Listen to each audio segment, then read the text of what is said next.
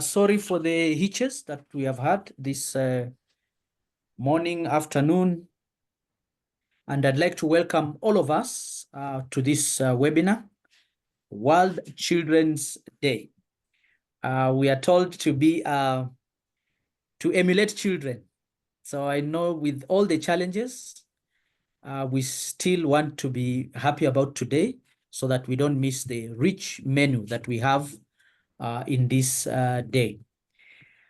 Because of the time that it has taken, so I'd like to straight away, as I welcome you, I welcome Grace Mwangi, the country director, Lumos, and Lumos is also acting as the secretariat for this group that has put together this webinar, and you'll be able to know more. So welcome, Grace. We can please welcome her, and I'm also seeing that the chat may not be enabled, so probably technical team, you can help us with that. The chat for the general, in case people want to introduce themselves. So Grace, please welcome, and if you want me to share, please. Good afternoon, colleagues. Good afternoon. Yeah, you can hear me. Oh, thank you so much. Yes. Yeah, welcome again, colleagues, and sorry for what has happened. It's half an hour after when we started. We had thought we would start the meeting, but I'm grateful that we are all here. Greetings, Africa, greetings to wherever you are. We thank God for you, and we celebrate that you are here today. Apparently, the World Children's Day is gaining momentum. In the years back, it's not a day that many of us knew about it, but it is gaining momentum. And I know even where you are at in Kenya, I know the celebration is happening nationally, and I know many countries are celebrating this day. This is a very important day. And as I look at the theme today, it's a very loaded theme. It's a regional, regional and global initiative to safeguard every child's right to a family, care, and protection for a safer future. And for us, Children Without Parental Care Working Group, this really connects with what we are trying to propagate for children without parental care. And so as we welcome you today, we have different speakers that will be looking at different areas in terms of the theme.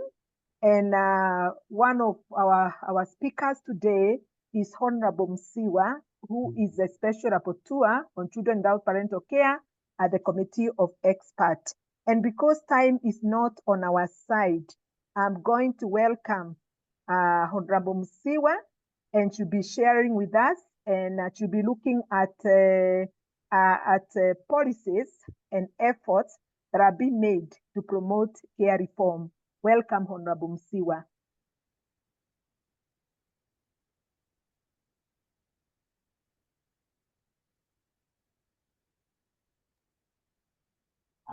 Thank you very much, Grace. Thank you, the Technical Working Group, for affording the committee to be part of this celebration for the rights of the children. And in our case, with our focus on children without parental care. From what you have asked me to present, I don't have a presentation.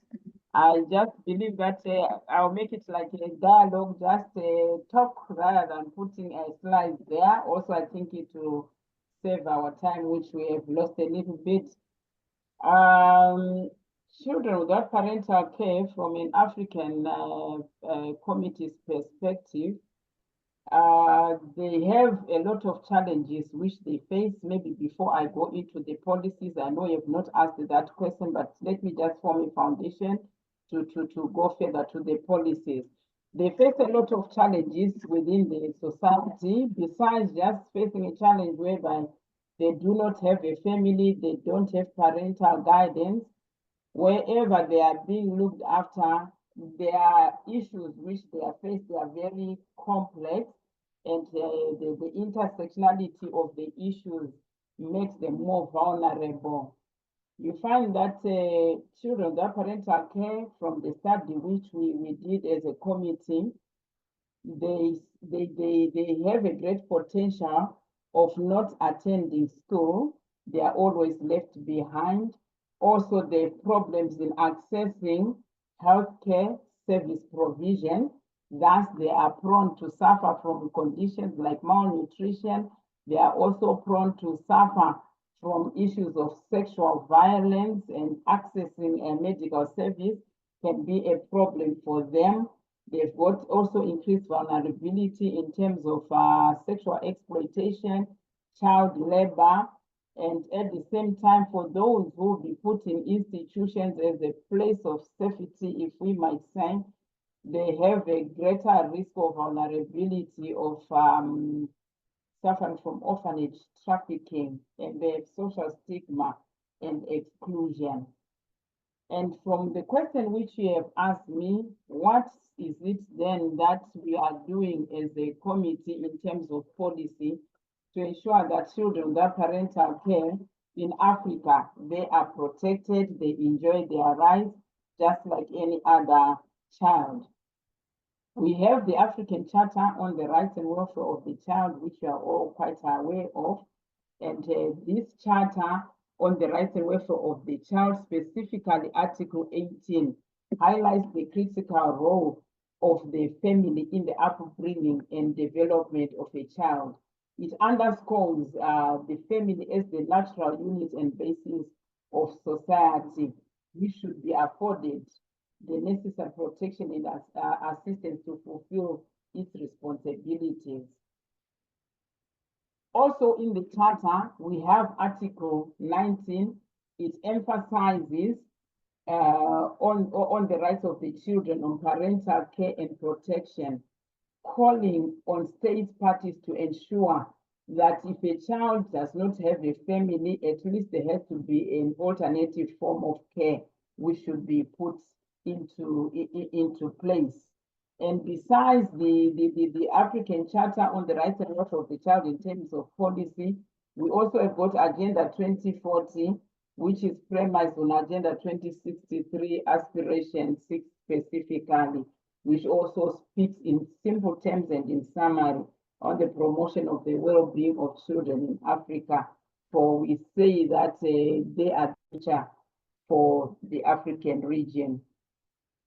As a committee also to ensure that children without parental care, their rights are realized, we also receive state party reports from the states who are member states to the African Union, and currently we have 51 states, and only 4 have not yet ratified the charter. So when they are reporting periodically on the status of the well-being of children, we expect them also to report on the status of the well-being of children without parental care. And as we are quite all aware, children without parental care is a very broad a concept which brings in children who are abandoned, children who are in institutions like children's homes. It brings in children who are living and working on the streets, just to give a few examples. And we expect states to report on those different groups of children who come under the umbrella of children without parental care. How many do they have in the state? What are they doing to ensure that these children, they are reintegrated into their families or into their communities? What are the states doing? What laws do they have? What policies do they have to ensure that these children are protected from all forms of violations of children's rights, which they can be exposed to? We also do country mission visits in terms of investigations, where reports are come to the committee's desk in terms of violation of children's rights, focusing also on children without parental care. We monitor the implementation of the committee's recommendations to states. When states report or submit their report, we have dialogue with them. We interrogate, they give us responses. After the state has left us, We also go through the responses. We look at the different documents which the state is using, focusing on children without parental care over and above other areas which we look at, and we make recommendations. So we also go for monitoring visits to monitor how far the state has gone in terms of implementing those recommendations to ensure that children without parental care are protected, and also what the state is doing to ensure that we prevent separation of children from their families. And as a committee also, we do research in areas of interest towards the fulfillment of realization of children's rights. And as most of you might be quite aware, as a committee, we carried out a study, a continental study on the status of the well-being of children without parental care. And it is from this study that we also have some recommendations which we have already started to implement or to ride on. We are developing a continental monitoring tool or a monitoring framework where we have seen that it is very, very critical when we critically analyze the reports which states are submitting. It is fragmented. We cannot make comparative analysis because some states, they concentrate on orphans, but when we look at orphans, it's not every orphan who is not in a family.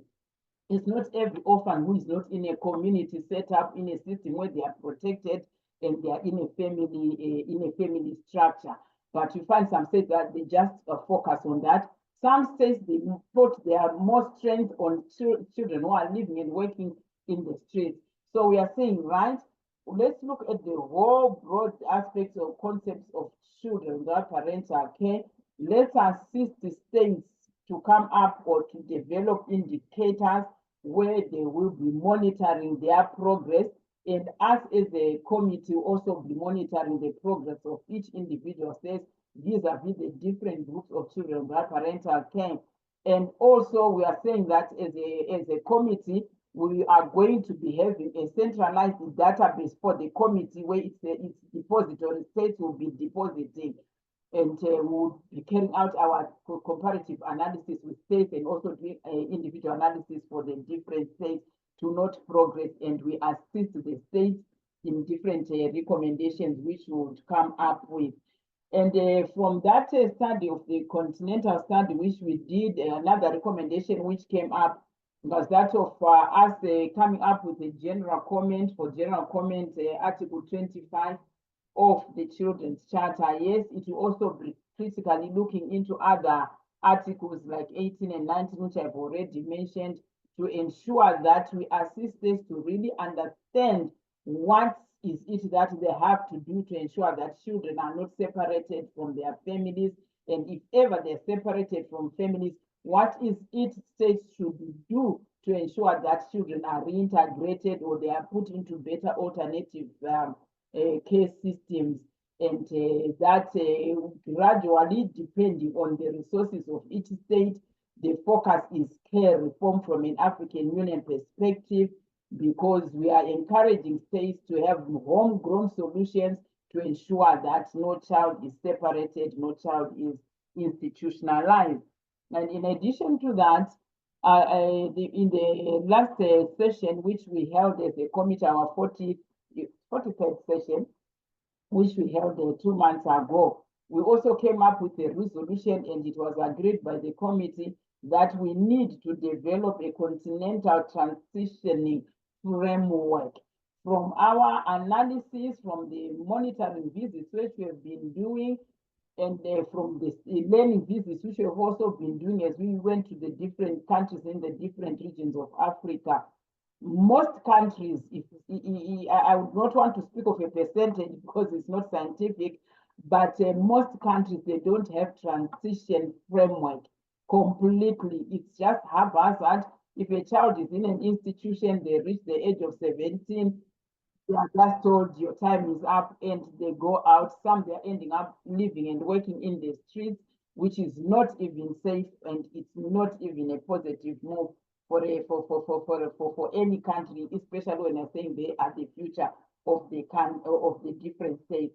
So we are going to be developing a continental transition framework, which will then also disseminate to states so that they develop their own transition frameworks which are aligned to the African Union one.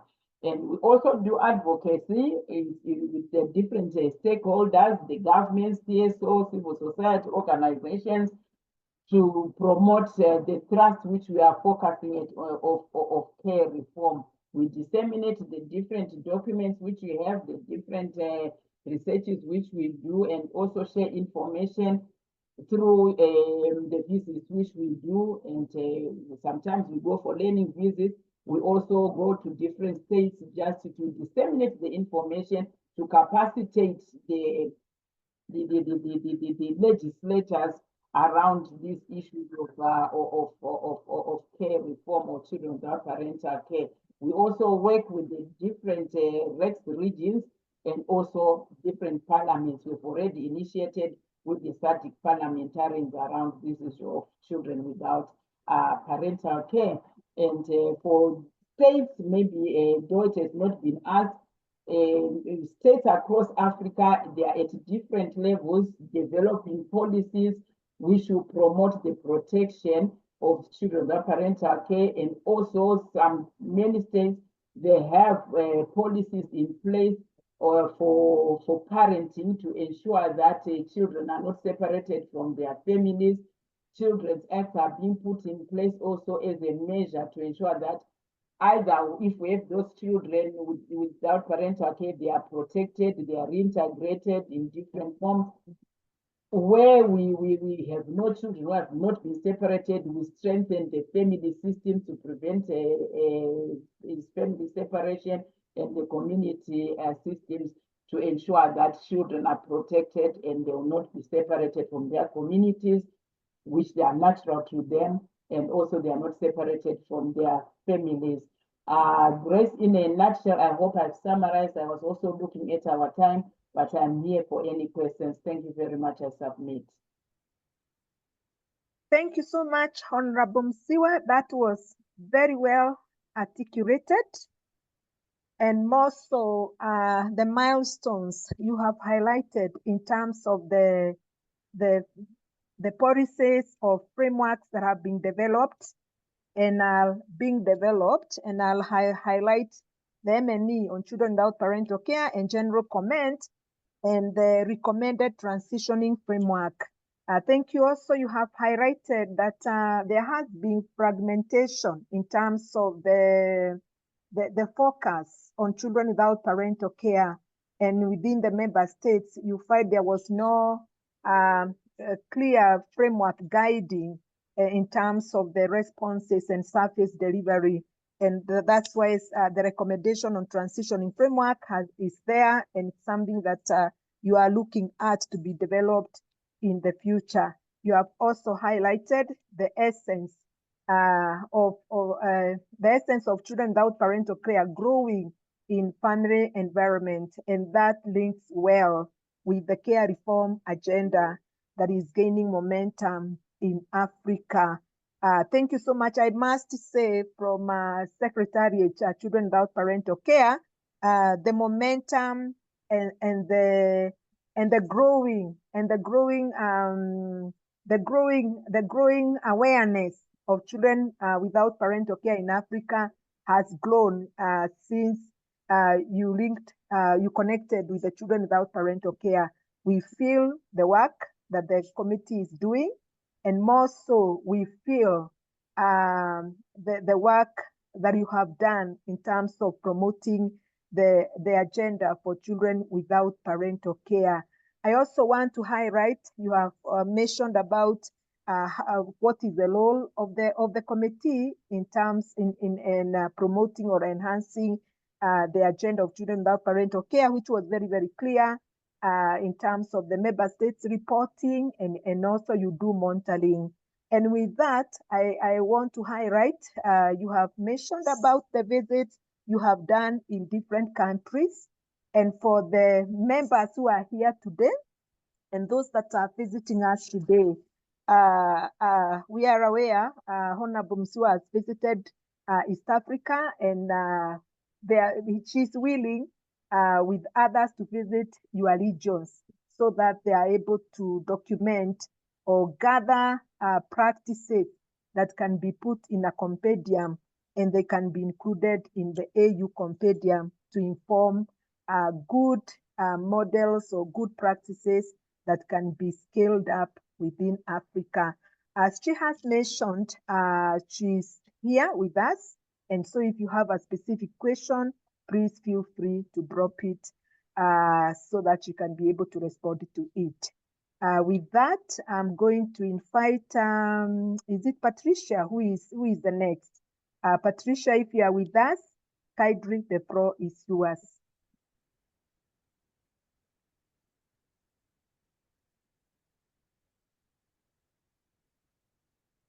And if you have a question, please put it on the chat. Yes, I can hear you, Patricia.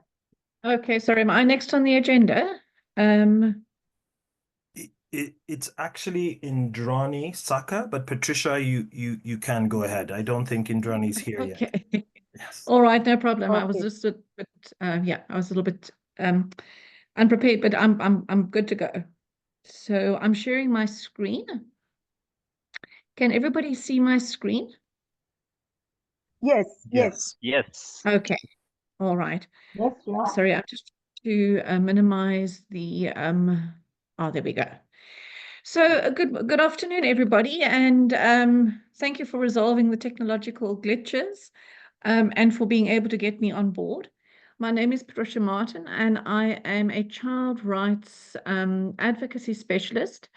And I've been asked to share a few slides and thoughts on the interplay between the rights of children who don't have the benefit or who don't enjoy their right to parental care and the Summit of the Future and the Pact for the Future, which was recently hosted in New York in September, and the Pact for the Future was then endorsed. So the Summit of the Future and the Pact constitute a call to action, the many commitments that exist, including the commitments that exist to strengthen care, parental care for development. And I'm just going to talk a little bit about what that means, especially for the region, for the African continent. So by way of a little bit of background, as we know, Africa has adopted a child-centered rights-based development agenda, and that agenda depends fundamentally on the provision of quality transformational parental care to children. What do I mean by this? So Africa has adopted, as I said, a child-centered rights-based development agenda, and which is documented in Africa's Agenda 2063, which was mentioned by the previous speaker, and complemented by the Agenda for Children 2040, which makes the explicit link between realizing children's rights and achieving sustainable development. And of course, one of the most important of children's rights is the right to parental care, and really trying to unpack what that means is really what I'm going to try and do a little bit now. So we all know that, I mean, there's a youth bulge in Africa. And it's estimated to reach 1 billion children by 2050. And achieving sustainable development on the continent depends on realizing the full extent of that youth dividend. This depends on every child's right to development being realized so that they have the means, knowledge, and commitment to be actively engaged, responsible citizens who will achieve and sustain development, and critically, who will become the next generation of parents who will ensure that the next generation, their children, thrive, and in so doing end intergenerational exclusions. But for all of this to happen depends fundamentally on children receiving nurturing care from their parents and other primary caregivers from conception until the age of 18 years. Now, the African Charter on the Rights and Welfare of the Child, as well as the Convention on the Rights of the Child, identify parents as the primary duty bearers responsible for providing children with the nurturing care and protection they need, not just to survive, but thrive. The critically important point is that both treaties obligate the state to provide parents with support to fulfill their responsibilities, including their parental care responsibilities. And because parental care is a rights-based development imperative, The treaty and development instruments obligates governments to provide parenting support to enable that nurturing care. The Global Nurturing Care Framework for ECD and the INSPIRE frameworks are just two examples of additional complementary materials that provide a roadmap to member states to implement their responsibilities. And effectively what these require is that all children receive nurturing care in appropriate combinations across their life course, in all 5 domains of care, which is health, nutrition, responsive caregiving, education from birth, and safety and protection. And they need to receive this from conception until they exit childhood. And they must receive this from empowered primary parents and caregivers who are supported by community members, ECD centers, health workers, schools and teachers, the media and business community, who are in turn enabled by a public childcare and protection system that universalizes comprehensive parental support. And this is to be done through a comprehensive parenting support program that provides the combinations of services required to enable this nurturing care across all the domains. So that in a nutshell is really the right and the obligations that attach to that right. The challenge that we face is that, especially in sub-Saharan Africa, is that parents and primary caregivers face multiple intersecting adversities that undermine their capacity to provide nurturing care. And these have deepened in recent years. We know there's been COVID-19, there's increasing conflict, hunger, climate change. The multiplicity of factors intersect to deepen and aggravate those adversities. So governments are duty-bound to provide universal comprehensive services and support to overcome these risks and enable parents and caregivers to fulfill their responsibility to provide nurturing care and protection. The challenge is that support for parental care has not received the attention and priority that other development imperatives and rights have. And what we are seeing is that governments across Africa are not adequately fulfilling this crucial commitment. And in so doing, what we are seeing is that treaty and development commitments to children and their families are not being honored. Investments are skewed and limited. If they do provide services, they're limited to only some services, some of the time for some children, rather than this comprehensive parenting support program that is necessary to enable nurturing care across all 5 domains to address these multiple risks. And what is really underpinning this, I think, to a large extent, is that at a policy level, there's a gap. There's not a shared understanding of what parenting support entails, and specifically an understanding of parenting support as a comprehensive program of multiple services. Often there is a sort of talk of parenting support, and then often the discussion just reverts quickly to issues of parenting workshops, sort of positive parenting, but it is so much more than that. It is this comprehensive network of support and services that would enable parents to overcome all of these risks and, in fact, then provide nurturing care across all 5 domains. So we see this at a national level, but largely what we're also seeing is that a lot of the national gaps, the policy gaps, the systemic gaps actually are rooted in some gaps at a regional and an international level, especially in terms of development instruments.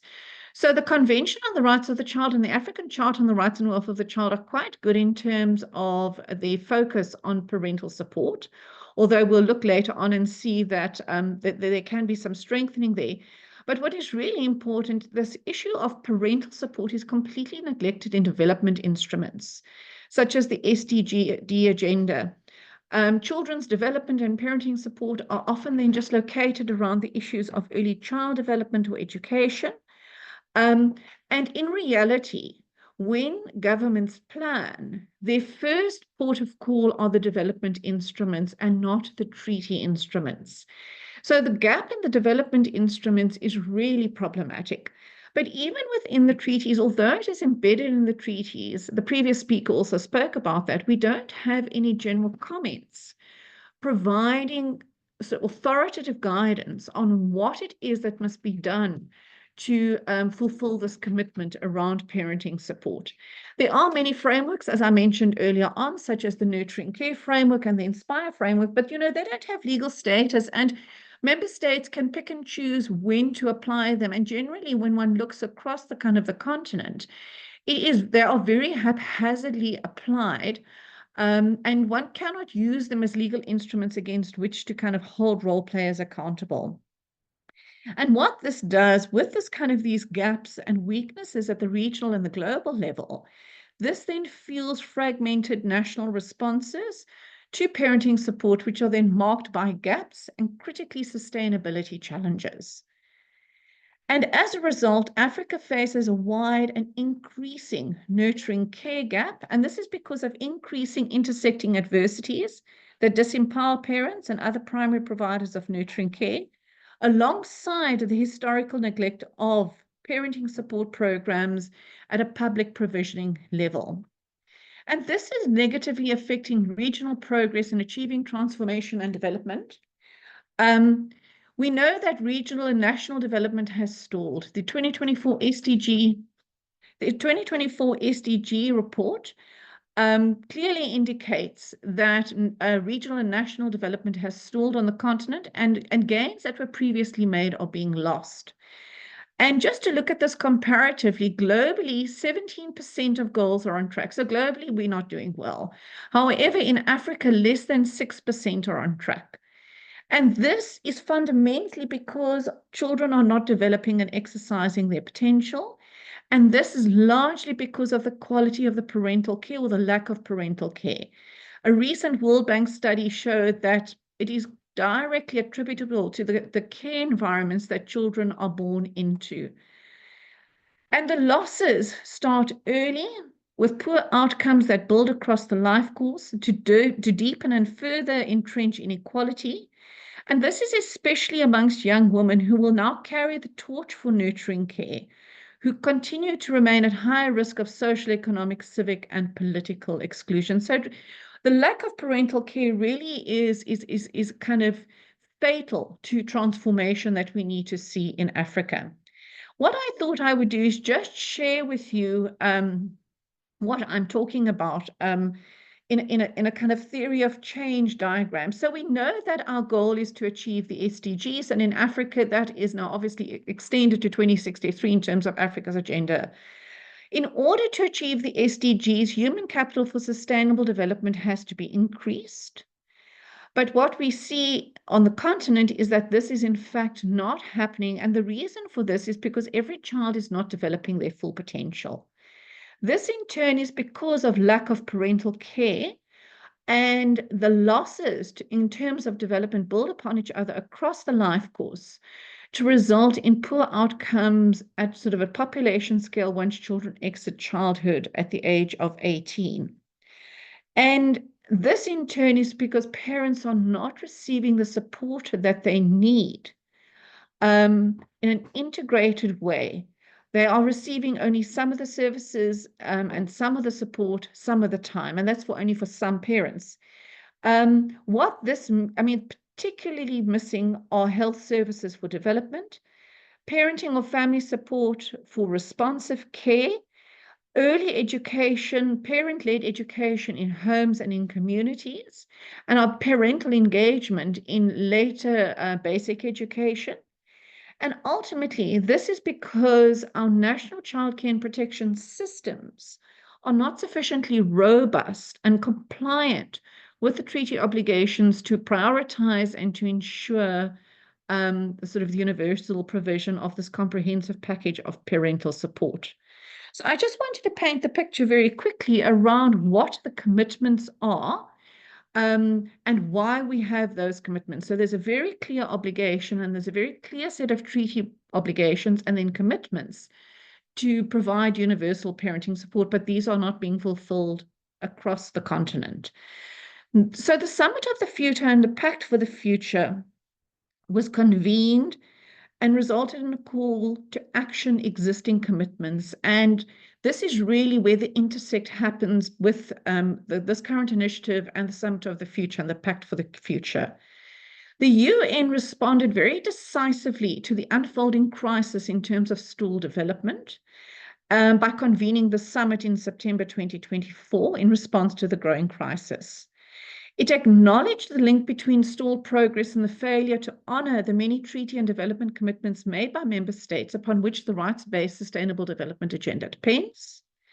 And a pact for the future was negotiated and signed by heads of state of all countries on the continent, committing to prioritize and accelerate fulfillment of existing commitments, including the commitment to realize the right of all children to develop and exercise their potential, and critically through increased strategic investments in family and parental support. So we have a clear set of obligations that have not been fulfilled, and now as at 2024, we have a high-level commitment to honor this obligation. We're not yet seeing that taking place, and we know that with these commitments, they have to be monitored, and we have to take them up actively and advocate for their actualization. So how should governments action their commitments that have been made at the Summit of the Future? And in terms of the Pact for the Future, well, when we look at the guidance that is provided, there's a very clear directive that governments adopt a very systemic approach to universalize parenting support for nurturing care across the life course, as guided by the general measures of implementation which are prescribed by the treaties. And what I'm going to just go through quickly are what these general measures of implementation require. So it requires strengthening of not just policies, but critically leadership and coordination of parental support to enable nurturing care. Ensure that it is recognized as a priority in the next round of global and regional development instruments, in national and long and medium-term development plans, in national and sub-regional budgets, and in the national plans of action for children. We must ensure that member states must ensure that there's a shared statewide understanding and commitment by all role players to provide parenting support as a comprehensive program of multi-sectoral services that are delivered in combination and sustainably. This should ideally be captured in a national multi-sectoral policy because parenting support is multi-sectoral. It should be supported by a strategy and/or an implementation plan mapping out role players and their responsibilities, and supported by an overarching monitoring and reporting framework to assess the availability of the comprehensive program, access to the required services, and improve parental capacity and children's outcomes. Government should then ensure that all role players are legally mandated to provide the required services through sector laws, strategies, and plans that are aligned to the policy, and critically ensure the national and sector budgets are then adequately aligned to enable implementation, ensure that there are adequate human resources to enable implementation, and ultimately ensure that there are monitoring, reporting, and accountability systems in place to ensure that all role players are held accountable for fulfilling their responsibilities and that there can be monitoring and reporting on achieving the shared holistic outcomes to improve parental care for children who lack that parental care. So that really is when there is a commitment, the commitment that was made in the Pact for the Future needs to be actioned through those systematic or system strengthening measures. That is not going to happen on its own. So the next question is, what action steps can be taken to advance systematized parenting support, leveraging the Summit of the Future, the commitments made in the Pact for the Future? So we can really focus and ask the committees on the rights of the child to strengthen the global and regional enabling and accountability frameworks.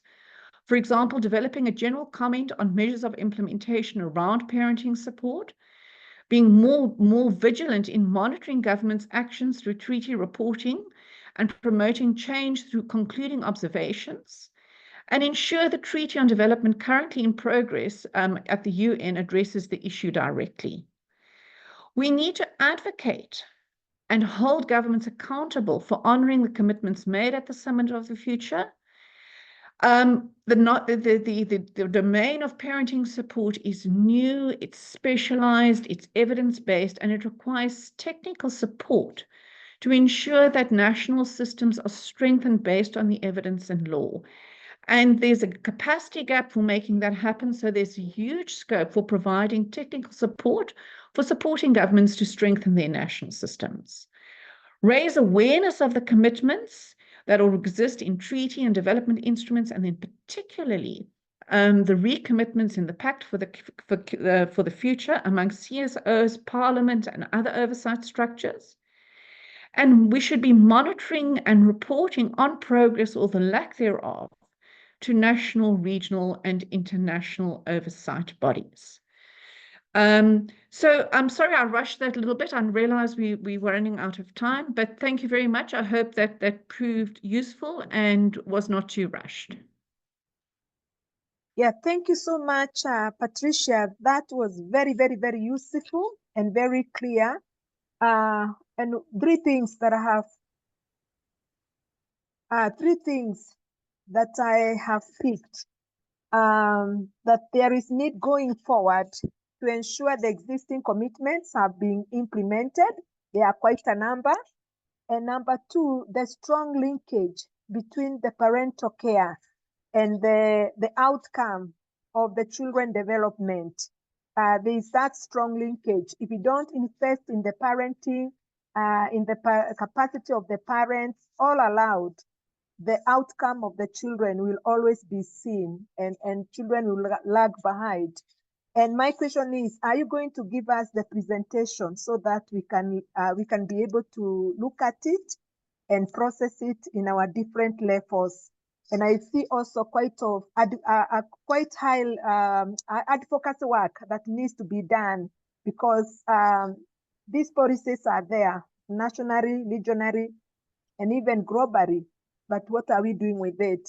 Maybe some of the actions is to do advocacy wherever we are, and also reaching our governments and see how we can be able to ensure the commitments they have given are implemented. And Patricia, you can tell us whether we can get the presentation. And if you have questions, kindly please put on the chat. And I'll hand over to Eddie. That was brilliant. I'm really excited.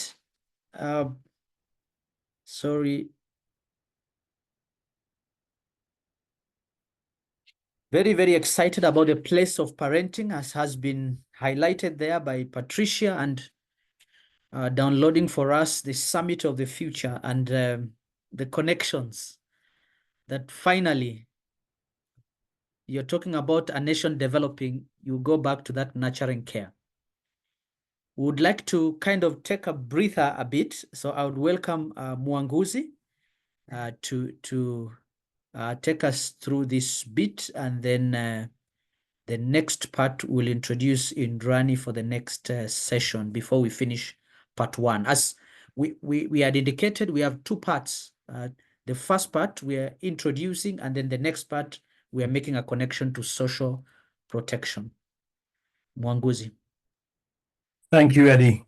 Before I say anything else, I'll just play a voice of the children to remind us why we're here. Child deserves a loving family where they feel safe. Every child deserves a loving family where they feel safe, valued, and supported. We need to protect our planet now so that future generations can enjoy a healthy and beautiful world. Inclusion means everyone gets to participate, learn, and play together, regardless of abilities. Thank you. And thank you, Eddie. Thank you also to all our speakers who have spoken up to now. Thank you to Patricia. Thank you to Honorable Anne Musiwa, and thank you very much to Grace. Just before we move to the second section, as Eddie has pointed out, we'd like to just check in and make sure that everybody is with us. So for starters, we are aware that the chat group or the chat function isn't working on the attendance side, but the Q&A section is working on the attendance side. So Eddie, just before we carry on, we do have some questions, which I think we should allow the panelists that have already spoken to answer before we move forward so that we just don't lose it.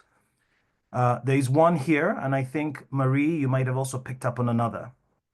So I'll just read this question out, and I think this question is quite relevant to you, Patricia. It says, I'm interested that the focus is on parental care when so many children are cared for in extended family care. Kinship care can also provide essential support to parents when they're facing challenges. This kinship care means that children can stay with family. I would be interested to hear what the panelists' views are on the importance of kinship care in this conversation. So I said Patricia, but really keen that both Patricia and Honorable Anne can answer that. Over to you. Yes, so I've actually just typed in a little brief answer as well in the Q&A box. And it's a really important and valid question, especially in the regional context. We do have a large number of children in kinship care, and the move is to ensure that children are not in institutions, but rather remain with their families.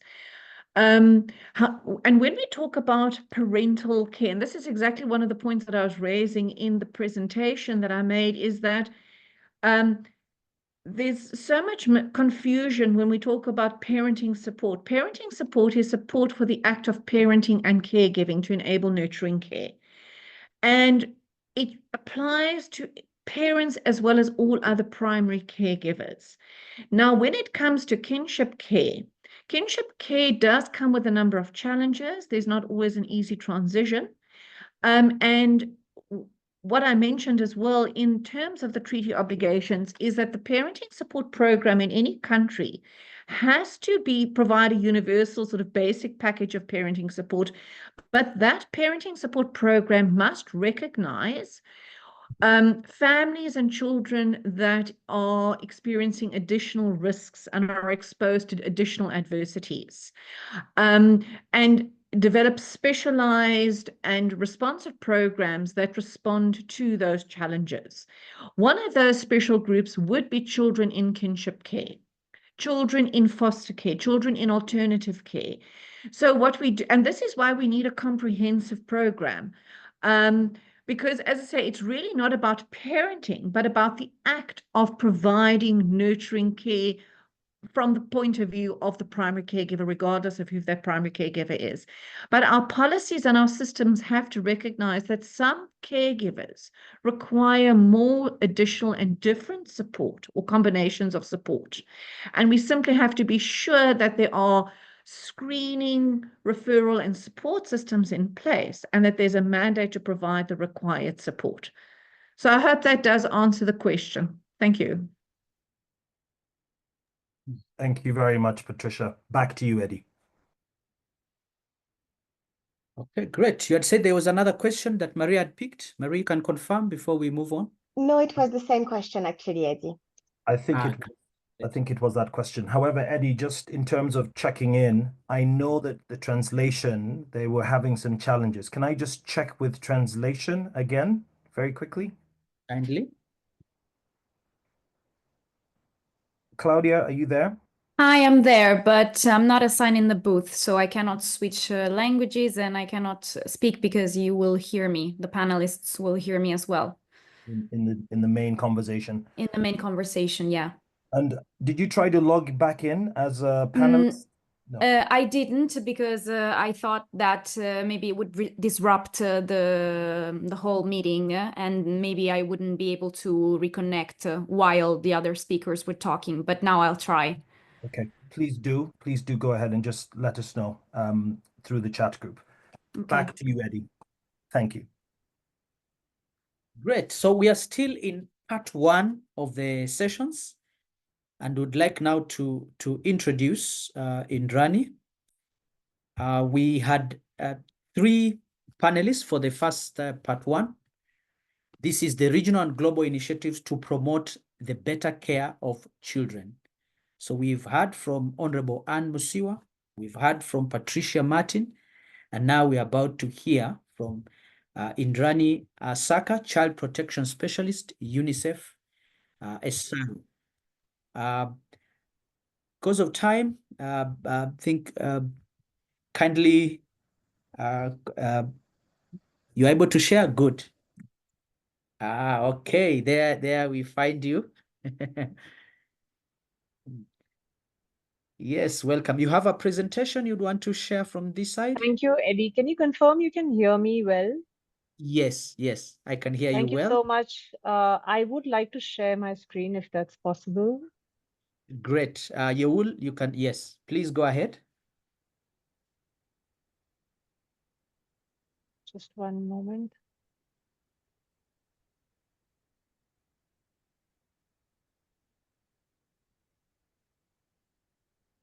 Can you confirm you can see my screen?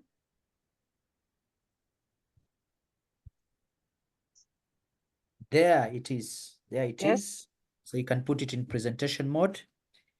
There we Is go. that good? Yes, perfect. Very Thank you good, so very much, Eddie, and thank you so much, colleagues, for the invitation to be a part of this webinar.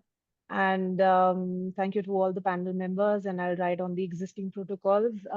Just to give a quick introduction, I'm Indrani, and I'm the Regional Child Protection at UNICEF Eastern and Southern Africa Regional Office, based in Nairobi. I'm going to give a quick overview and rather a quick snapshot, and if there are any questions, we can take them later on the first Global Ministerial Conference on Ending Violence Against Children that took place between 7th to 8th November in Bogota.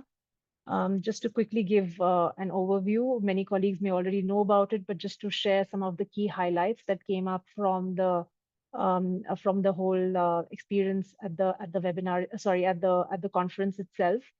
So as you know, the conference was hosted by the governments of Colombia, but also with the government of Sweden, WHO, UNICEF, and the ACERWC office. And we had about more than 1,400 participants and government delegations from more than 90 countries who had participated.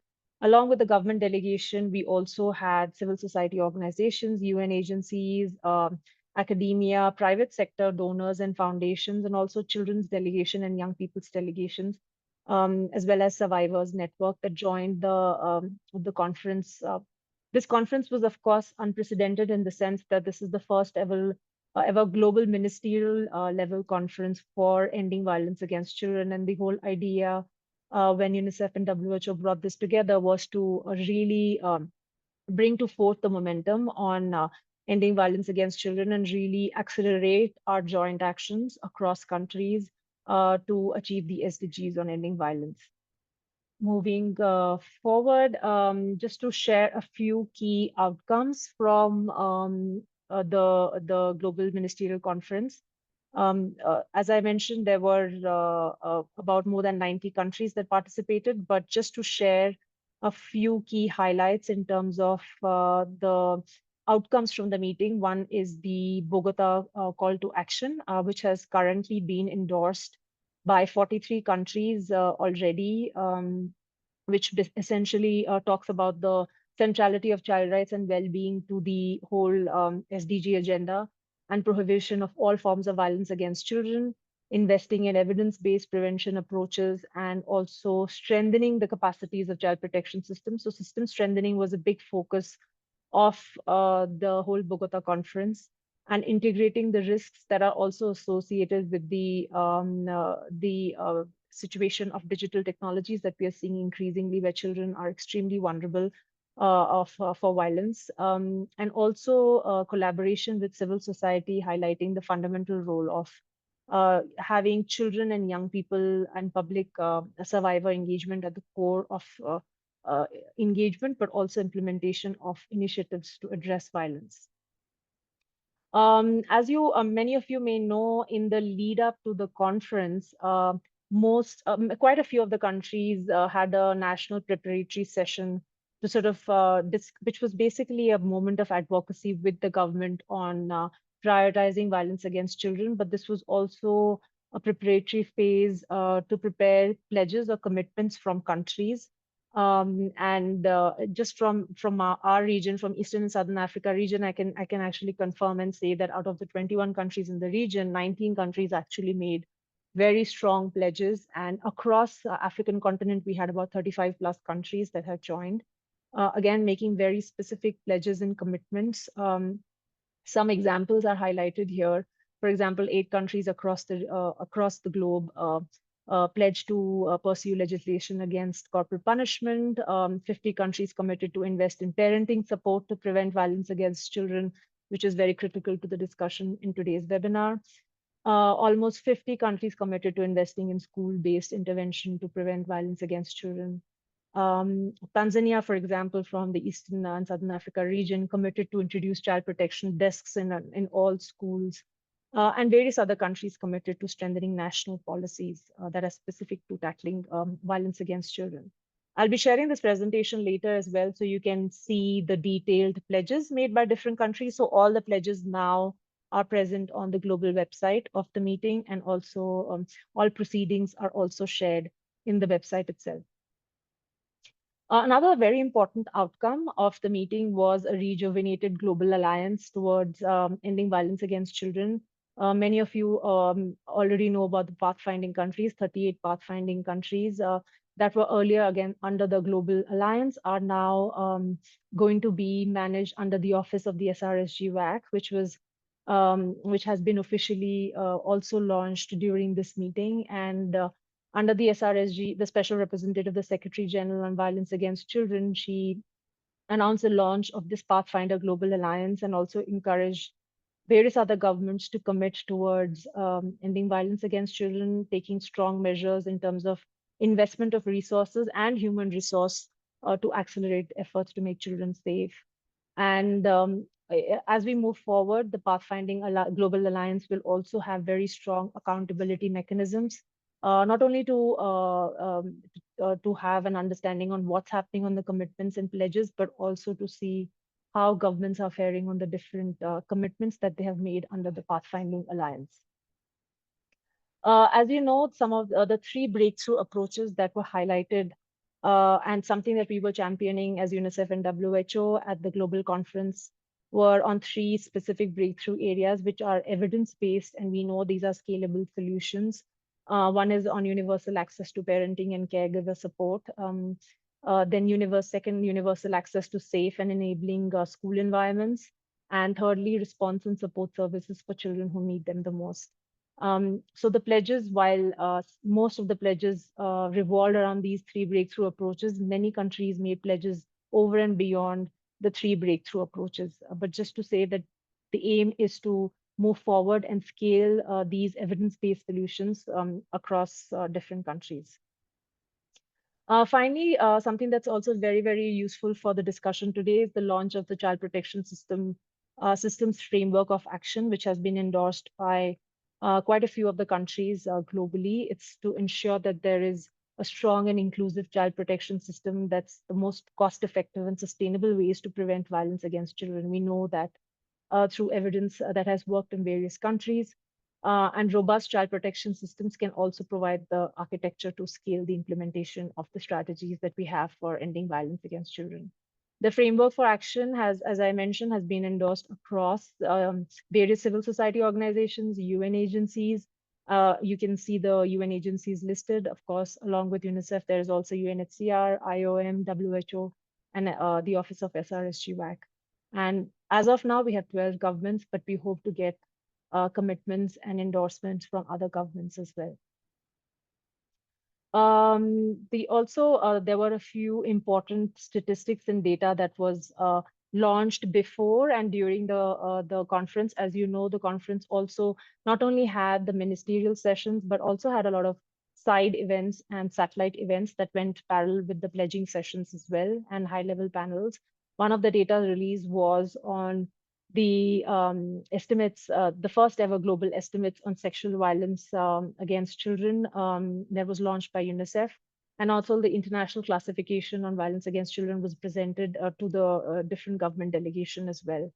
And we know that the estimates have shown the number of adolescent girls experiencing intimate partner violence, and the number of children living with a mother who's a victim of intimate partner violence was stressed, also emphasizing the need to work on the intersections of violence against women and violence against children. Moving forward, there was a reaffirmed action towards having greater investments in national data systems that track data on violence against children. This has been highlighted as a priority as a result of the global conference as well. This is probably my last slide on the next steps. The partnership that has taken place between WHO, UNICEF, and the Office of the ACERWC will ensure that we follow up on the conference pledges. The Bogota conference was a great momentum of bringing different countries together towards this very important agenda. But the work doesn't end with Bogota. The post-Bogota is the very critical part for us. At UNICEF, we are prioritizing that we work with our countries who work with the national governments to make sure that we are accountable to the commitments that have been made towards ensuring a more safe and enabling environment for children in schools, in communities, in homes, in institutions. And so we will be, for the next 5 years, will continue to work with governments on ensuring that these commitments are implemented by governments, and then the resources that are necessary are also ensured that they are put into this mechanism of ending violence against children across different countries. I think this is my last slide, and if there are any questions, I'm happy to share any other reflections and discussions that came up, but also the post-Bogota part that is something that is very critical for us at UNICEF and WHO. Thank you so much. Over from my side. Thank you, Indrani. I'm looking at the chat. As I look there, I can see a theme running through.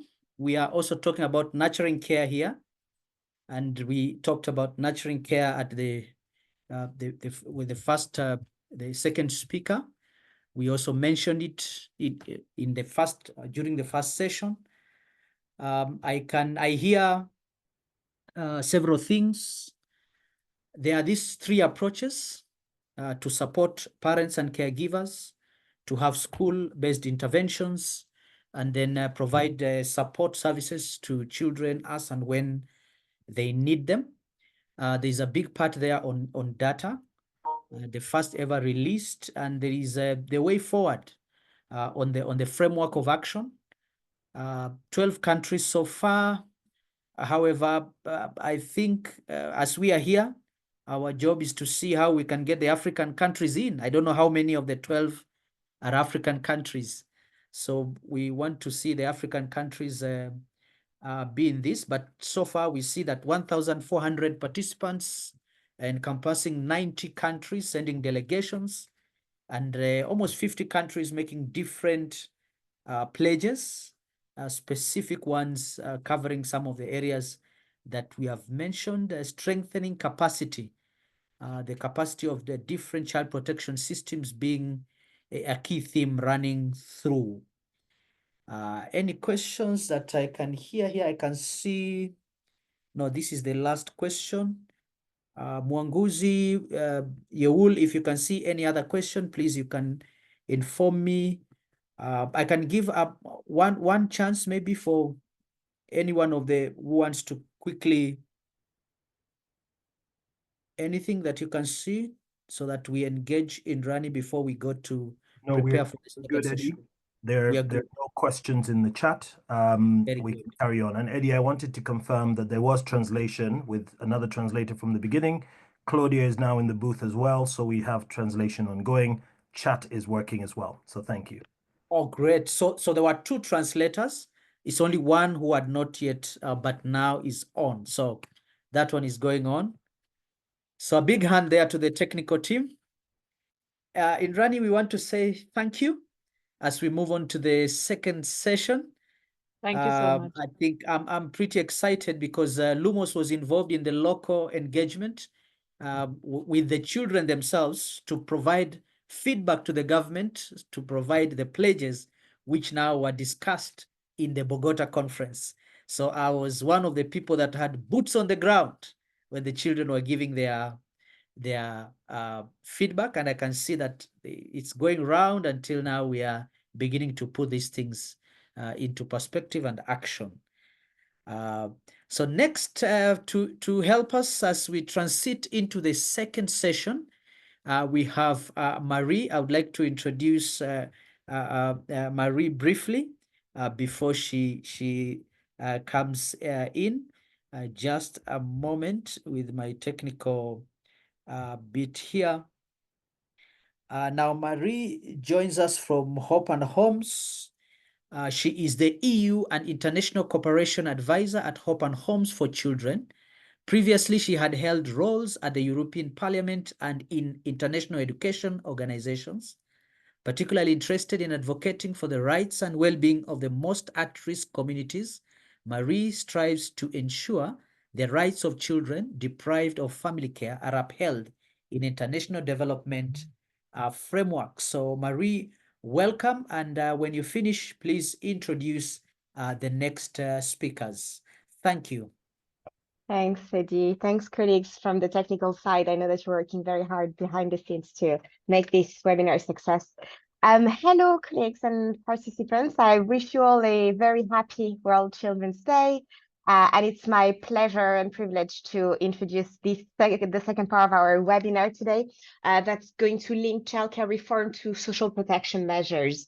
And in our first session, we have heard some very eloquent overviews of the momentum and the key regional and global initiatives that have real potential to move the needle towards some better global and regional commitments to child protection and care. I think it was really interesting to hear all of the regional efforts as well as all of those key global initiatives, the Summit of the Future, the Bogota Conference, and we're now going to try to look at how this links with the national level. I want to thank and congratulate both our speakers for their interventions. So I think that very interestingly, we've heard that there's a clear link between the global instruments and the regional initiatives from an Africa perspective. And I think that's going to be really crucial to keep in mind for our advocacy work.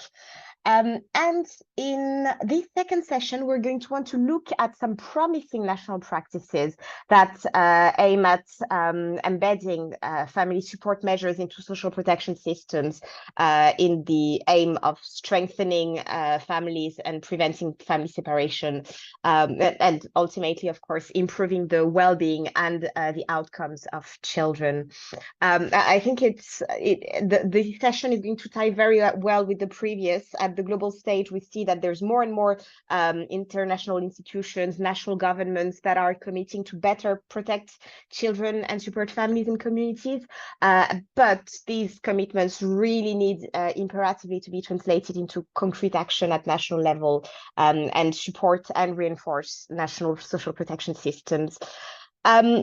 Before we start, I want to recall that in a 2021 thematic brief on social protection, the United Nations Economist Network referred to social protection as the set of policies and programs that aimed at preventing or protecting all people against poverty, vulnerability, and social exclusion throughout their life cycles, with a particular emphasis towards vulnerable groups. And I think that really rings true to all of us, and especially to the colleagues working on the ground. So in this context, social protection is absolutely fundamental in reducing the unnecessary separation of families that are at risk. And I think that we all know that with the adequate funding and resources, social protection can provide the adequate support services to families at the times where they need it the most, and support them to navigate whatever hardships they face and thrive. So today, we're going to hear some positive and successful practices that relate to social protection and prevention of family separation in Africa. And I want you to join me in welcoming our fantastic next speaker, Susan Crillo from the Cindy Children in Distress Network, who is going to present some concrete good practices. Susan has a master's degree in international relations and has lived in Pietermaritzburg in South Africa for the past 25 years. She's gained experience in program design and implementation, organizational and capacity development, research and M&E within the NGO sector, and she currently manages the Child Rights Advocacy Program at Cindy, and is also a global ambassador on kinship care for family for every child. Thank you, Susan, in advance, and I wish you all an interesting session. Thank you so much for the introduction, Marie. I do have a few slides, if I can just see if I can pull those up. Hopefully you can all see that now. We can see it.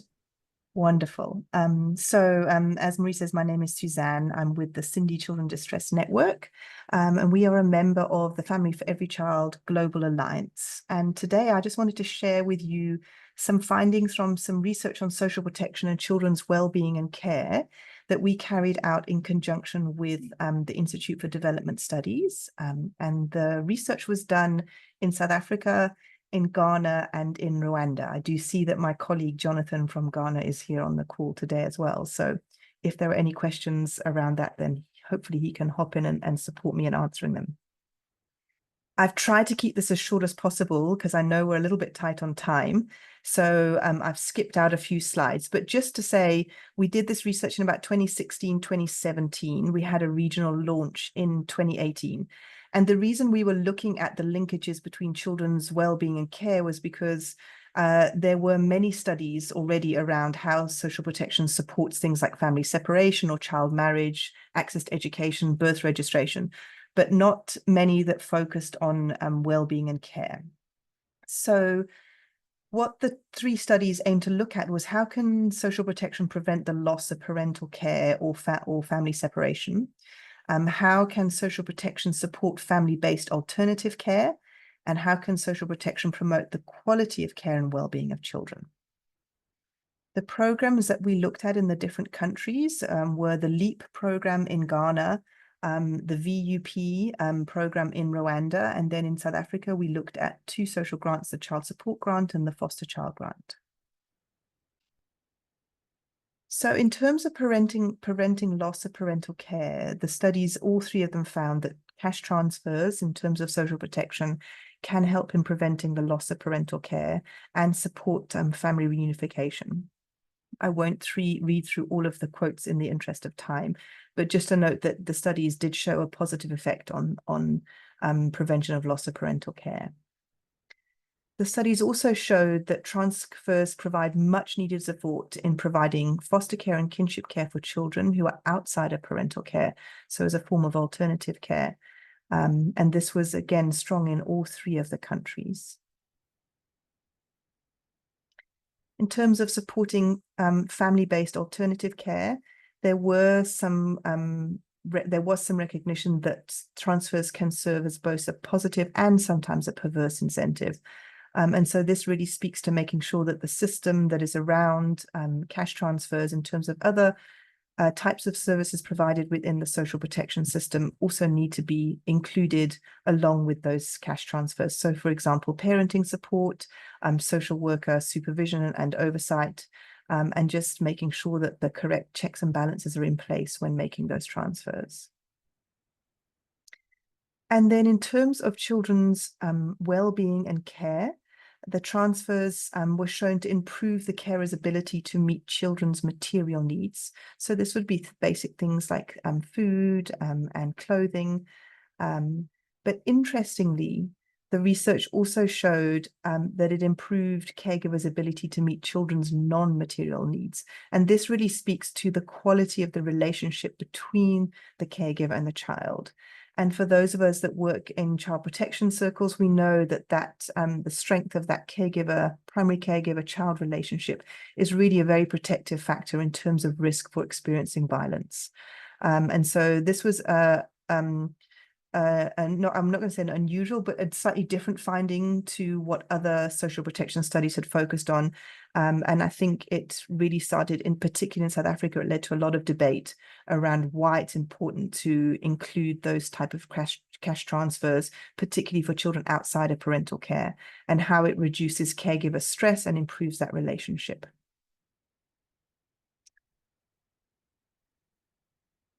And then lastly, just to mention that in terms of promoting children's well-being and care, it was really important to sensitize the social services workforce to help support and raise awareness about this aspect of the grant. So it mentioned in South Africa, they mentioned, for example, that the social workers' support helped them to understand how to manage that money well.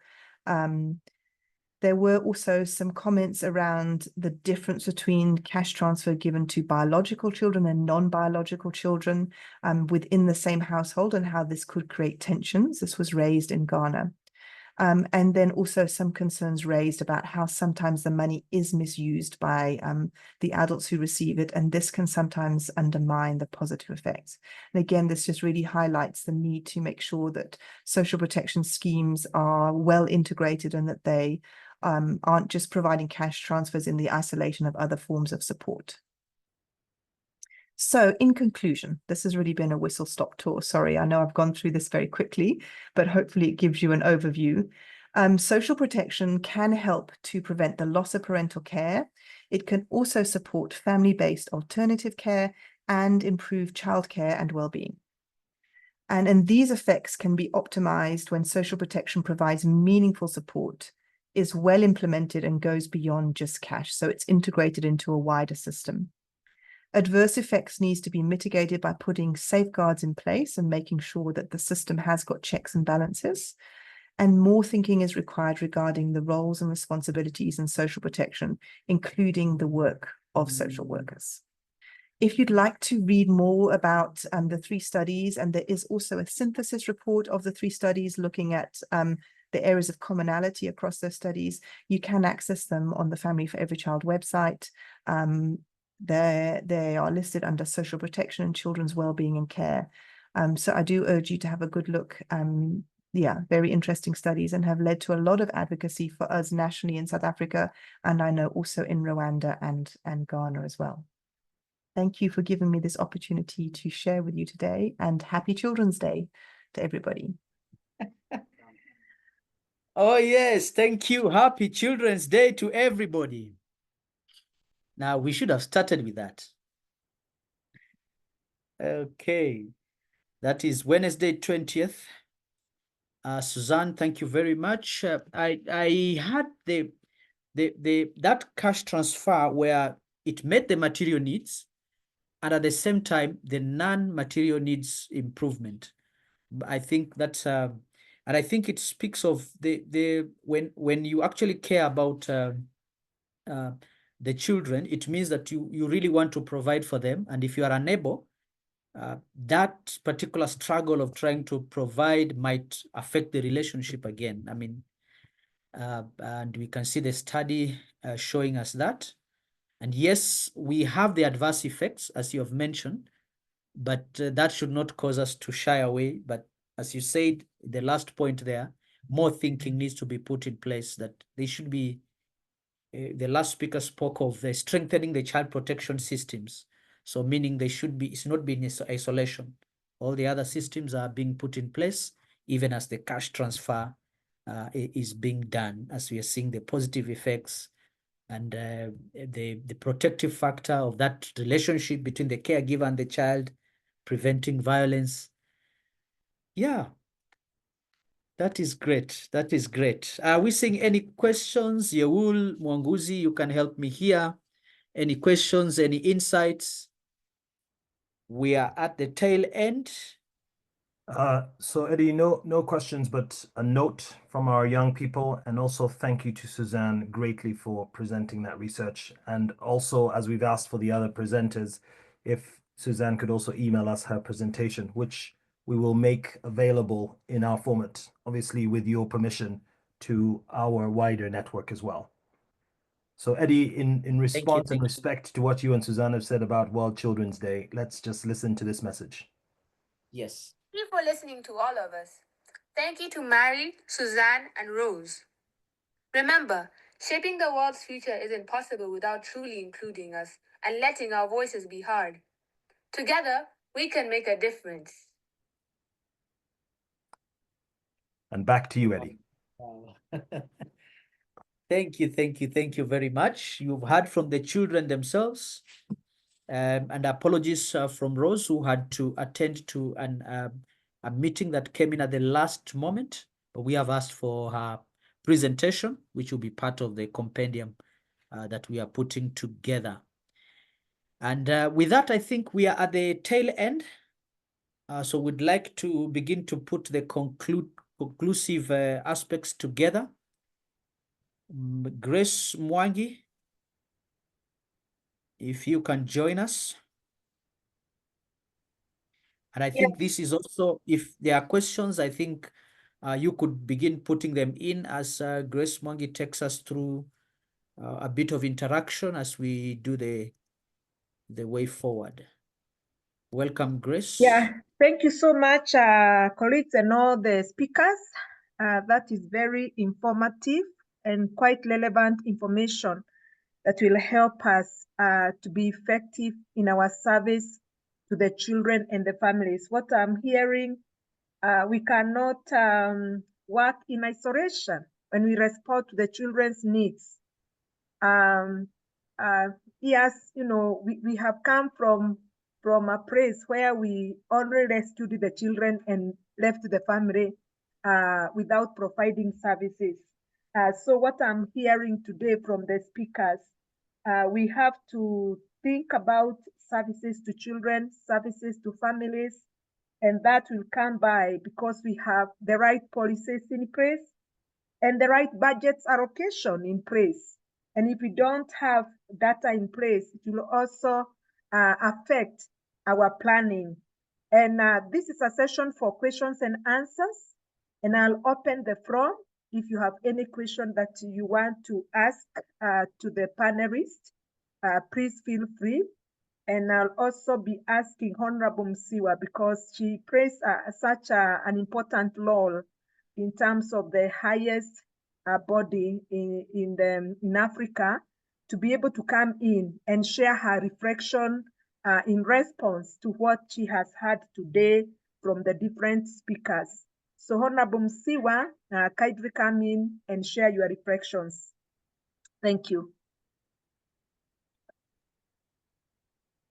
Thank you very much, Grace, for giving me the time. And thank you very much to colleagues. I hope I captured the names well. Indrana, Patricia, and Suzanne. Thank you very much for that. And I was quite impressed because when you look at these issues, I was asking myself, I'm saying, where do we then go wrong, where we end up having too many programs which are parallel, yet if you're looking from the World Global Summit for Ending Violence Against Children, and if we look at what Patricia has presented on parenting and nurturing, you look at what the regional body is doing, if you really put it across and come up with just one page, you're speaking exactly the same language. So what it means to me is that children are at the heart of every human being, especially children who do not have a parental care or a family where they are living in. Having said that, what I have picked my take homes, if you allow me to say that now, Grace, maybe I will not get a chance to highlight that, is that from in Rana's presentation, it has come again, and it came out from me, it came out from Patricia in different angles, but it's about systems strengthening. And from the perspective as a special rapporteur for Children Without Parental Care, the systems, yes, we're talking of the legislative, the normative frameworks, but the key system which we should look at in view of making sure that no child is not in a home is a family system strengthening, is community strengthening. And the vision is that, yes, we give cash transfers, that's very good, and we want to cushion our people so that we don't have any child being separated, and for those who are separated, that they continue to enjoy all the rights like any other child. But the vision of the context of Africa is that of home-built solutions. And we're saying, let's empower these families so that they are independent to look after themselves with these children. So this is also a call for action in case I will not have any other opportunity that as much as we have resources, let's ensure that we also have resources which are put forward in capacitating the communities, in capacitating the families, so that they are able to stand on their own, nurture their children, fend for the children, they realize the children's rights, and we will go forward for an Africa fit for children. Secondly, the second from last is that I really was impressed, and I was triggered to think of what Patricia presented. In her presentation, she highlighted that there should be general comments made on nurturing or parenting or nurturing support. And I said, wow, I never thought about it as a special rapporteur. We've got Article 16 of the African Charter on the Rights and Welfare of the Child. It speaks about parental responsibilities. Why can't we unpack that one? As part of parental responsibilities is that of nurturing their children to ensure that they are not separated. So I'm taking it upon myself, working with you, our stakeholders, our technical working group for Africa for Children Without Parental Care, so that we really interrogate it further. Chris and Grace, you are here, Eddie. We interrogate it further so that I present it in our next session so that it's taken up as a resolution, and we have this for the African region, and we assist the states on how to go about it. And lastly is that Africa is moving towards the use of homegrown solutions, which I've already highlighted, preservation of positive African cultural values. We have the Kigali Declaration, mainly focusing on Commonwealth countries, but you find with Africa, almost 3/4 of them, they're already in the Commonwealth. And the values which are in that declaration is comma for comma with the African Children's Charter, where in my own words, in Africa or in an African community or nation, there is no orphan. If parents pass on the community, the blood relative, which is kinship, they should look after those children. And this is the thrust of the Kigali Declaration and the African Charter, to say how best can we do it. It goes back to family systems. And researches have also been done that children who are in kinship, these are their blood relatives, they merge in easily and fairly well, unlike if they are put in a completely different family. And it has proven that there are researches which have also been done that with such children, their developmental stages, they go on very well. But yes, new technology, new information, we merge and we see how best we move with it to strengthen those. At the end of the day, it is about the best interest of the African child, especially those who do not have families. I submit and thank you very much. Yeah, thank you so much, Honorable Musiwa. I amplify. Thank you, Grace. Yeah. I see there's a question on the chat. For Honorable Musiwa.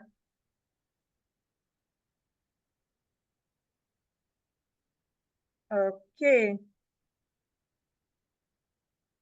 Let me read it out, Grace and Eddie. Thank you.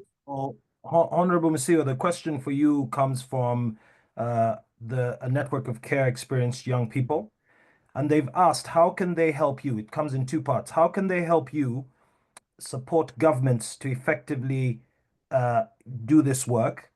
But also, how can we hold governments accountable to ensure that they're implementing these proposals?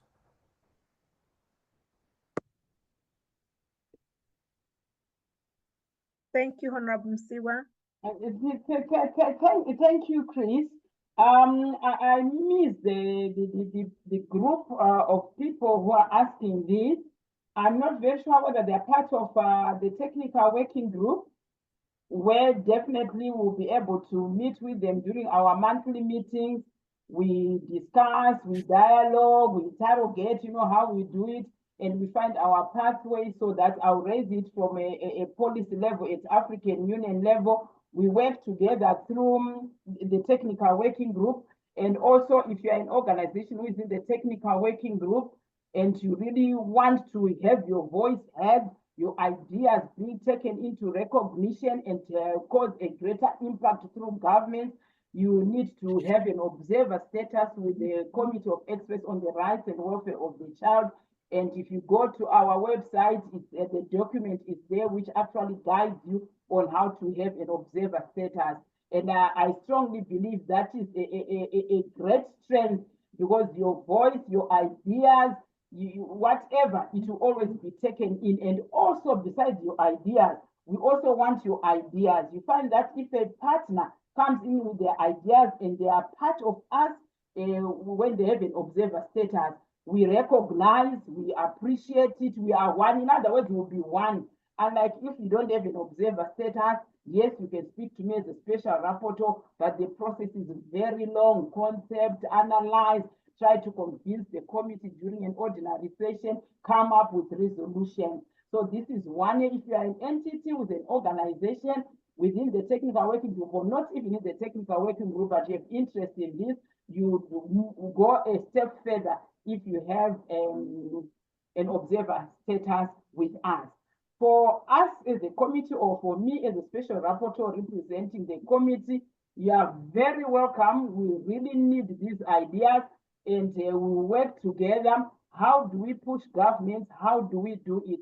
As I highlighted earlier on, we have different mechanisms. One of them is through their reporting, and to make that reporting very effective, if you were in then, is through, we are developing a monitoring framework which we share with states, and each state has to report on those specific indicators. We do monitoring visits or missions to the states on recommendations. We make further recommendations. We can go for investigation, because remember, also a commission, and we can actually take the state to task. And if we are working together, then as civil society organizations on the ground, we can amplify also our voice as we work together. I hope I've answered you. I've just tried to summarize. Thank you very much. Thank you very much, Honorable Musiwa. Back to you, Grace. That was a really good answer, and we've got it recorded, so we will ensure that that is widely shared. And the emphasis on us registering as observers is key. And that has been highlighted also by the Secretariat here at the working group. We ask all members to consider their registration for observer status. Thank you very much. Back to you, Grace and Eddie. Yeah, thank you so much, Honorable Grace, there Musiwa. is still another question. Kindly highlight it. I think this goes to Suzanne. I want to find out if there is an exit strategy for beneficiaries of cash transfer program in South Africa. If there is, what sustainability measures have government put in place? Oh, that's a big question. And it would take me a very long time to answer. But just to say that so exit strategy depends on how your cash transfer is targeted. We've got 5 or 6 different cash transfers in South Africa. They're all targeted slightly differently, and they do have certain exit strategies linked to them. The child support grant is probably our widest used cash transfer. It's, I think, around 13 million of our 20 million children are currently in receipt of that. And that is targeted based on a means test. So once you are over that means test threshold, then you're no longer eligible to receive it. But also just to note that there's quite a lot of discussion around exit strategies and whether they actually work with cash transfer. So that's something else to debate. But yes, the child support grant has been hugely successful actually in South Africa. And as I mentioned, not just in terms of meeting material needs, but the non-material needs and well-being of children and keeping them within family-based care. So that's the short answer. There's more that I could add, but in the interest of time, I'll stop there.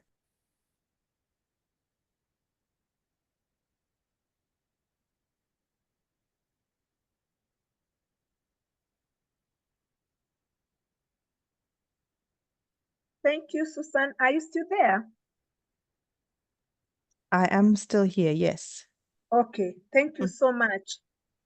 Appreciated. And now, before we go to the conclusion, I will invite, if there's no further questions, I'm going to invite Christopher Mwangusi to be able to lead us to the next session. Thank you. There was a hand, Grace. I think Okay. that is Khadija Karama. There's a hand. Okay. Khadija, you want to voice the question, or I go ahead and read it? Come in.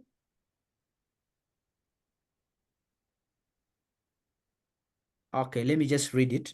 What are some of the practical ways to ensure commitments made at the Global Ministerial Summit are put into action?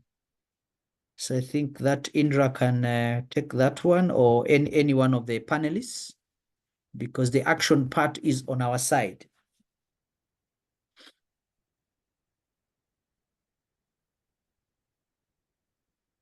Practical ways to ensure commitments made at the Global Ministerial Summit are put into action. I think it's even a reflection question, Grace, as we conclude this conversation.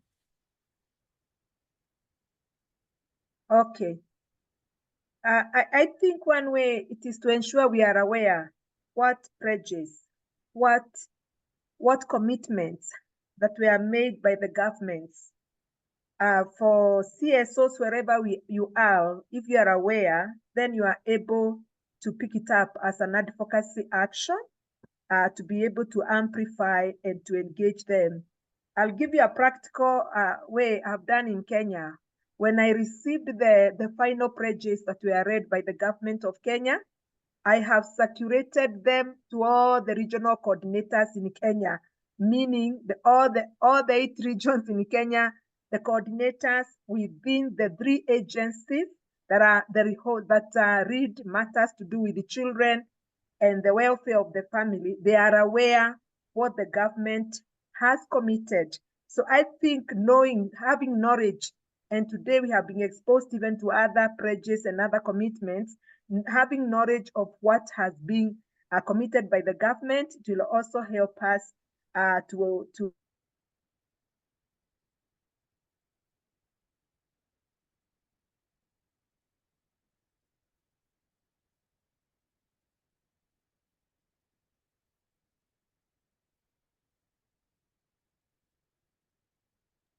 I think Grace. that. You're back, Grace.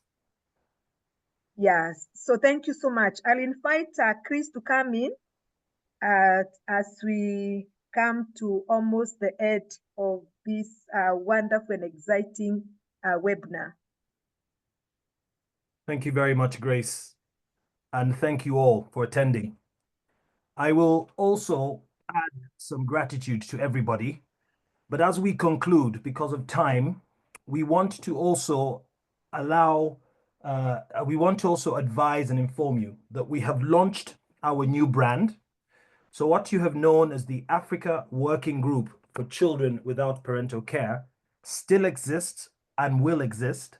We have simply changed our name and our brand to FAFICA, as you can see on the screen. We will communicate this with you as well. So we've chosen FAFICA, Family First Alliance for Children Without Parental Care, because we think that this will emphasize the importance of the family care approach. You've already heard in the conversations today that family care also extends to kinship care, which is widely used in Africa. But we also feel that it will certainly incorporate the concept of our continent. So you can see that we've played with the word Africa and FAFICA here. The concept of Africa is within our name. So the acronym sounds phonetically similar to Africa intentionally.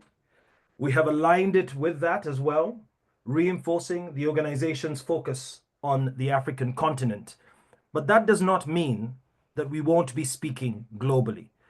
This webinar was appropriately named the Regional and Global Initiatives to Safeguard Every Child's Right to Family Care and Protection for a Safer Future.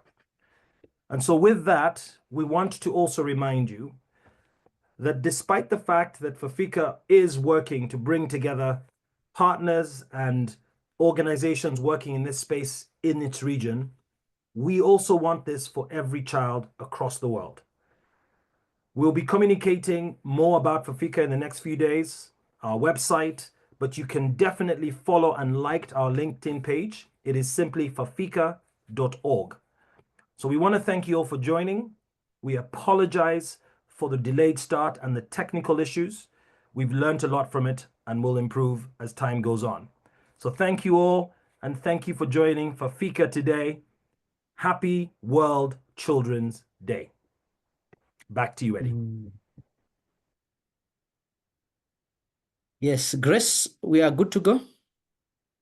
Yeah, very good to go. Thank you again for all of us that participated today from where you are in Africa. Just to highlight some of the actions or recommendations or steps that we can commit ourselves to look at in the coming days. One of the things, some of the things that I was able to pick, and Honorable Musiwa has re-emphasized, is that family strengthening is quite paramount in all our programmings. We have to ensure that we are investing in parental care. If we respond to the needs, to the issues, to the plight of children in Africa, children without parental care, we have to ensure that we are prioritizing family strengthening, and she called it, family system strengthening. We have to. Number two, we have to strengthen our communities. Families are within the communities. We have to ensure that there are programs, there are services that are targeting communities, and of course, contextualize those communities. What one community will need, it is not as will not be the same as another community. Number three, and Patricia put it so well, actioning on the existing commitments. That is a concern for all of us. There are very good policies in our countries. There are very good laws and regulations. And the Young People Forum did ask, how do we hold our governments? How do we hold them in terms of what they have said they will do and they have not done?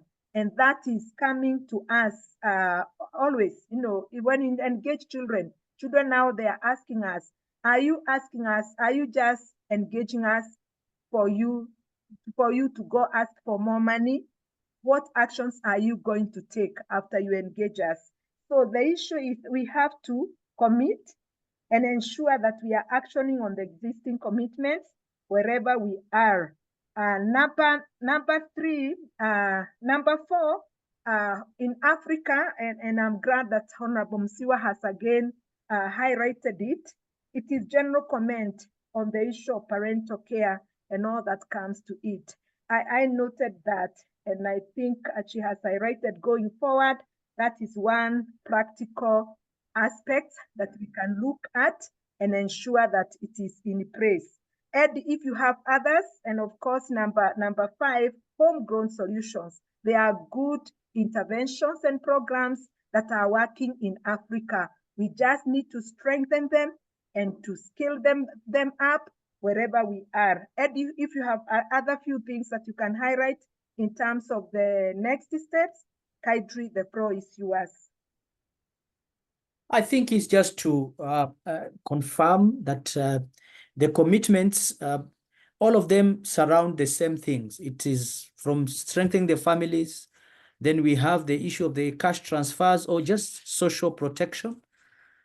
So once we look at those commitments, as Grace has highlighted, and every speaker, we seem to have a line just from strengthening the child protection systems. And we can see that at global, at strategic level, continental level, we are already saying that we are connecting the sustainable, the SDGs development goals with the issue of nurturing care, because of what happens. It begins right at that, is it the 100 days or the 1,000 days at the beginning of childhood? And it goes on. And if we are suffering losses, then it means a country can't develop, a continent can't develop. Then there's a global challenges that we are facing. So with that, I think with our team in the background, we'll be trying to synthesize all of this so that we can come back with us in terms of now some of the concrete steps which have come out of this webinar. And we still want to say a big thank you, especially sorry for the technical challenges we had at the beginning, but a big thank you that you stayed with us up to now. Thank you for everyone, the background team. We had especially Yewul was leading our team in the planning, working together with Mwanguzi and the rest of us in putting together this webinar. Tirelessly, they have gone back and forth, putting everything together, getting comments from each one of us. We want to really say thank you. And Mwanguzi, we are also will be trying to check whether it's the recording and so on, whatever they have put in the chat. I've put the email, mine and Grace's, representing the Secretariat, for the presentations, which we'll pass on to the team as we consolidate the outputs for this webinar. So I think we want to say thank you. And those of us who are still on, let's put our cameras on. I would want to finish with the how do we call it? We have already said Happy World Children's Day. I want to say practical World Children's Day so that we now follow up on the commitments. Eddie, I'm so sorry. Yes. Let me just jump in and say that we will. You had something, yes. No, I'm not going to do that thing. I'm going to go with what you're saying, but I wanted to just say two really quick things. The first one is that yes, the recording will be available in a couple of days. We will edit and pull it all together because there's been a lot of amazing knowledge. We also want to make sure that it's aligned with the presentation. So we'll make that available through the Secretariat in a couple of days. And then the other point, just really quickly, Grace has touched on it. The emphasis from Honorable Musiwa, Eddie, a really big and clear way forward is the general comment around parenting, which was also emphasized earlier on. And I just made a note. I didn't want to say all these things. I've made a lot of notes. I'll send them to Grace. Is that there is a really clear connection, as it's already been picked up between parenting, the focus, which is children today. You talked there about the first 1,000 days, but even with parenting, we focus our best interest on the children. With parenting, we can address and prevent separation. And with parenting, absolutely, we will strengthen care systems. So I just wanted to highlight those three things. And Eddie, please carry on with finishing World Children's Day. Just a reminder that it is only us that can be seen. Our attendees can't switch on their cameras because we can't see them. Oh. Okay, but wherever you are, just we just want to shout together. Okay, so 1, 2, 3, practical World Children's Day. 1, 2, 3, practical Children's Day. Okay, from us, thank you very much. Thank you. Thank you. Really. Thank you, everybody.